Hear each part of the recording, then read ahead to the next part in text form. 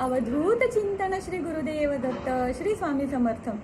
मंडळी, नवरात्र सुरू आहे आणि नवरात्रात आपल्या कुळदेवीची पूजा करण्याचं एक विशेष महत्त्व आहे। नवरात्रात आपण देवीची पूजा करतो आणि सोबतच आपल्या कुळदेवीची सुद्धा पूजा करत असतो। कुळदेवी म्हणजे काय? जी आपल्या कुळाचं रक्षण करते।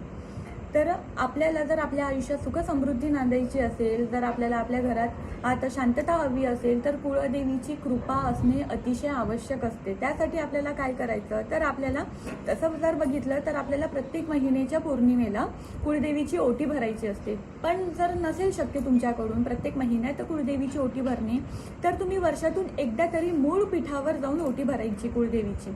मूळ पीठावर म्हणजे कोणाची देवी तुळजाभवानी असेल, तर कोणाची माहूरची देवी असेल, तर तुमचं जिथे मूळ पीठ आहे कुळदेवीचं, तिथे जाऊन तुम्ही ओटी भरायची। पण आता तेही शक्य नसेल तर नवरात्रात तुम्ही घरच्या घरी कुळदेवीच्या नावाने ओटी भरू शकता। पण ओटी भरणे म्हणजे काय? नुसतं साडी आणि नारळ आणि ओटीचं सामान ठेवणे म्हणजे ओटी भरणे नसतं। त्यासाठी काही महत्त्वाच्या गोष्टी असतात, ज्याशिवाय तुमची ओटी अपूर्ण राहू शकते। तर ते महत्त्वाचं सामान काय हे मी तुम्हाला आज सांगणार आहे।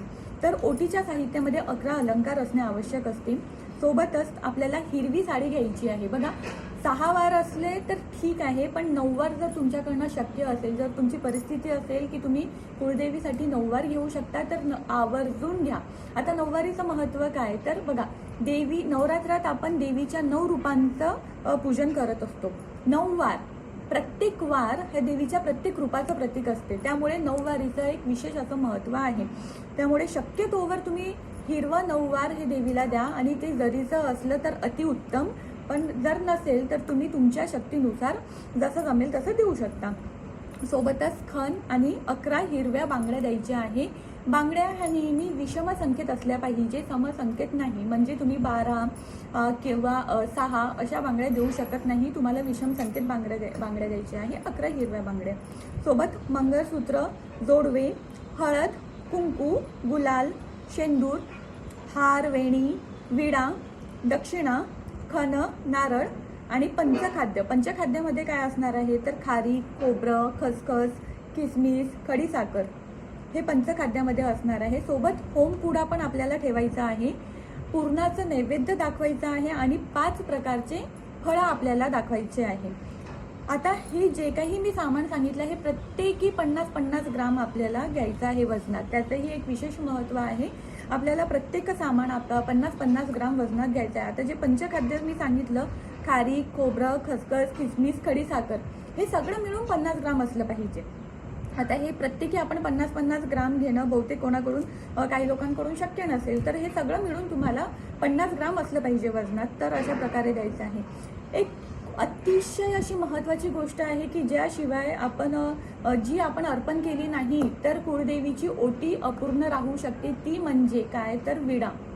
तर विडा हे देवीला अतिशय प्रिय आहे आणि देवीला सगळ्यात जास्त आवडणारी गोष्ट म्हणजे काय, तर तो विडा, तांबूल।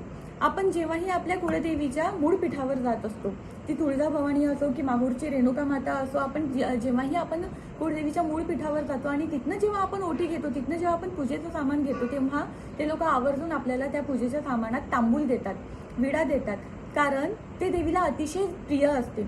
जर तुम्ही देवीची ओटी भरत आहे आणि तुम्ही त्यात विडा ठेवत नाही आहे, तुम्ही त्यात तांबूल ठेवत नाही आहे, तर तुमच्या ओटीला महत्त्व राहणार नाही। त्यामुळे आवर्जून तुम्ही एकतर विडा घरी बनवा किंवा तुम्ही बाहेर जो मिळतो ठेल्यावर त्या दादांना सांगून तुम्ही देवीचा तांबूल बनवून मागा, विडा बनवून मागा आणि तो तुम्ही देवीला अर्पण करा। देवीला पुरणाचा नैवेद्य खूप जास्त प्रिय असतो, त्यामुळे नैवेद्यात तुम्हाला पुरण करायचंच आहे। तर अपेक्षा करते की आजची माहिती तुम्हाला आवडली असेल आणि अशा प्रकारे जर तुम्ही देवीची ओटी भरली तर माता आपली कुळदेवी आपल्यावर नक्की प्रसन्न होणारच। आणि ओटी भरलेल्या सामानाचं काय करायचं, तर जे आपण आता नवरात्रात घरी जी ओटी भरणार आहे, तर इतक्याच जर शक्य असेल की मूळ पीठावर आपल्याला जाणं शक्य असेल, तर ती ओटी तुम्हाला तिथे मूळ पीठावर घेऊन जायची आहे। आणि जर शक्य नाही आहे तुमचं, की सध्या तुमचं जमत नाही आहे मूळ पीठावर जाणं, तर ते जी ओटीचं सामान आहे ते तुम्ही स्वतः वापरू शकता। म्हणजे जी ओटीतली साडी आहे ती तुम्ही स्वतः वापरायची, नारळ आहे तो प्रसाद म्हणून तुम्ही स्वतः त्याचं सेवन करायचं, तांदूळ आहे ते आपल्या बाकीच्या तांदळात तुम्ही मिक्स करून आपल्या रोजच्या जेवणात वापरू शकता। तर अशा प्रकारे तुम्ही ओटीचं सामान जे देवीला अर्पण केलं आहे ते तुम्ही स्वतः आपल्या घरीही वापरू शकता किंवा जर मूळपीठावर जाणं शक्य असेल तर तिथे जाऊन तुम्ही देवीला ते अर्पण करू शकता. माहिती आवडली असेल तर चॅनलला लाईक करा, व्हिडिओला लाईक करा, शेअर करा, सबस्क्राईब करा. घेऊ नको, स्वामी पाठीशी आहे.